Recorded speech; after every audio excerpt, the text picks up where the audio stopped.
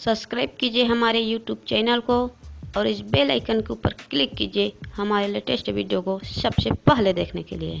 700 गधियों के दूध से नहाती थी ये रानी, राजाओं से संबंध बनाकर उगलवा लेती थी उनके राज।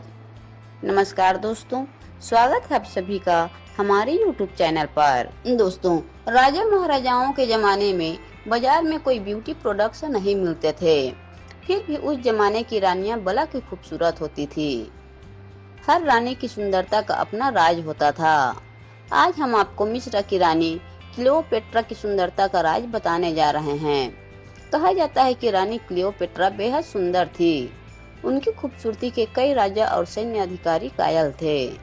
मिस्र की रानी क्लियोपेट्रा के बारे में कहा जाता है कि अपनी सुंदरता को बरकरार रखने के लिए वह 700 गधी के दूध से नहाती थी।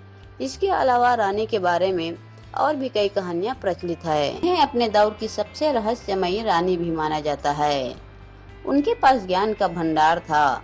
वह 5 भाषाएं जानती थी। आपकी जानकारी के लिए बता दें कि रानी क्लियोपेट्रा 51 ईसा पूर्व से 30 ईसा पूर्व तक मिस्र की महारानी रही थी।